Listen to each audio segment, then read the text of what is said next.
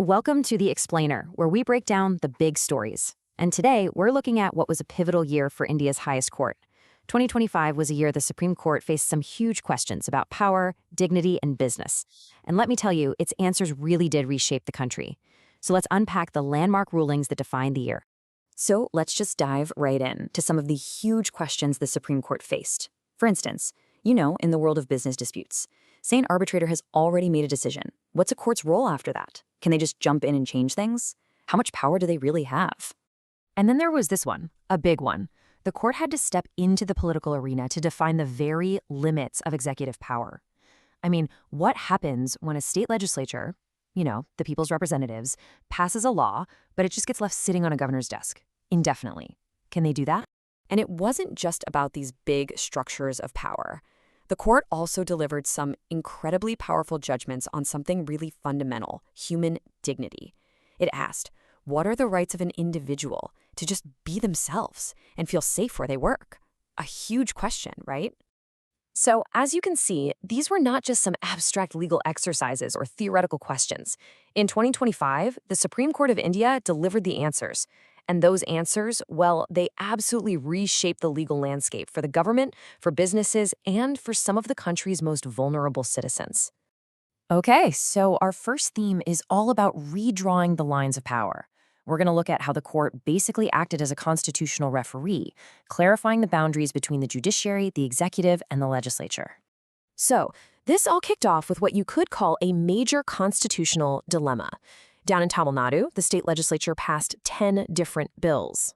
But then, nothing. They were just stuck in limbo because the governor wasn't acting on them. This went on for so long, the whole thing became such a big deal that the president of India actually had to step in and ask the Supreme Court for its official advisory opinion. And the court's response was, well, crystal clear. They basically laid out a governor's constitutional options. Under Article 200, they have exactly 3 choices. 1, assent to the bill. 2, reserve it for the president. Or 3, withhold assent and send it back with comments. That's it. Just sitting on it forever, that's just not on the menu. And here's the really crucial point. The court said, look, we can't review the merits of the governor's decision. We can't tell them what to decide. But, and this is a big but, it can compel them to actually make a decision. It's a directive to discharge their constitutional function. It's like the court can't tell you what to have for dinner, but it can definitely tell you that you have to decide on something and can't just start. Okay, so the court established this really important principle. Inaction can't be used to stall the democratic process. And then they took that exact same idea and applied it to another super critical area: legislative speakers and the anti-defection law. So check this out. In a case from Telangana, you had several lawmakers who switched parties. A big no-no under the anti-defection law.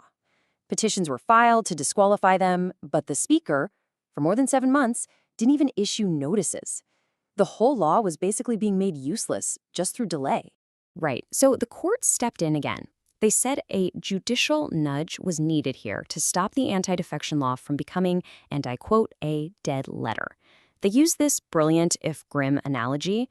They warned against a situation where operation successful, patient died. Where you go through the whole legal process, but it takes so long that the result doesn't even matter anymore. So they ordered the speaker to decide, and to do it within a set time frame, no more delay. All right, let's move on to our next theme, championing the vulnerable. Here, we're going to see how the court shifted its focus from those big constitutional structures to the very real human impact of the law, upholding dignity from the workplace all the way to the prison cell. This next case, the story of Jane Kaushik, it's a really powerful and pivotal one. She was a teacher, and she was dismissed from 2 different private schools right after she disclosed her gender identity as a trans woman. I mean, can you imagine? Her case became this landmark test, asking, do the rights that transgender people have on paper actually mean anything in the real world, in the workplace? And what the court did here was absolutely brilliant. It introduced this idea of reasonable accommodation as a positive obligation on employers. They said, look, even if the Transgender Persons Act of 2019 doesn't spell it out word for word, it's implied. It's not enough for an employer to just say, oh, we don't discriminate. No, they have an active, positive duty to create an inclusive and accommodating environment. And you know what? This focus on dignity wasn't just a one-off thing. It was part of a consistent philosophy. We see it again in the Vihan Kumar case. The court ruled that handcuffing an accused person, shackling them to a hospital bed, that is unconstitutional. It's a violation of their dignity. So, from the rights of a teacher at work to the rights of an accused person in custody, the court's message on dignity was loud and clear. 25 years. Just let that sink in for a moment. That's how long Om Prakash spent in prison before his plea of juvenility was finally, correctly heard. He was a minor when the crime happened, but for a quarter of a century, the system failed to recognize that fact. It really highlights the devastating cost of judicial error. So when the court finally ordered his release, they used this incredibly powerful legal principle.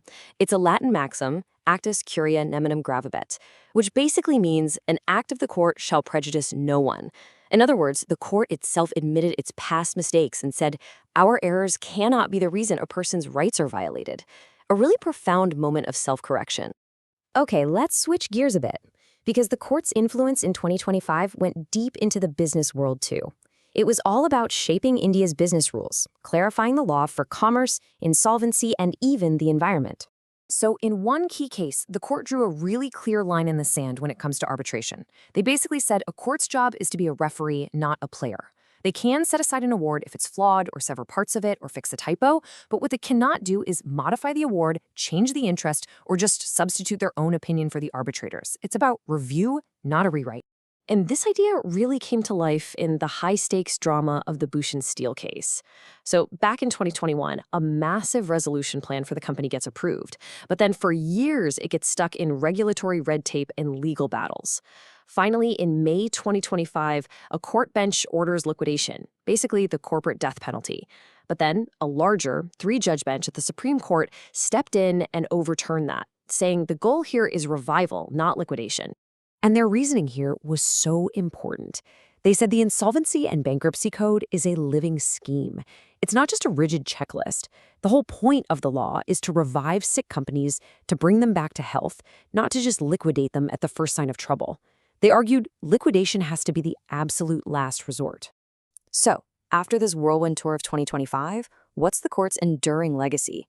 Let's break down what these rulings really mean for the future. When you put it all together, a few things become really clear. 1, the court reinforced constitutional checks and balances, making sure no one branch of government gets too powerful. 2, it seriously advanced the rights of vulnerable citizens by making institutions take responsibility. And 3, it prioritized the spirit of commercial laws, things like revival and fairness, over just blindly following procedure.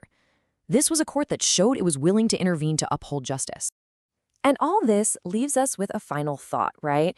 With these landmark rulings setting new precedents for how power works, for human rights, and for business, it really makes you wonder, what will the India of tomorrow look like? Because these judgments, they're not just old text. They are the living, breathing building blocks for the future of the nation.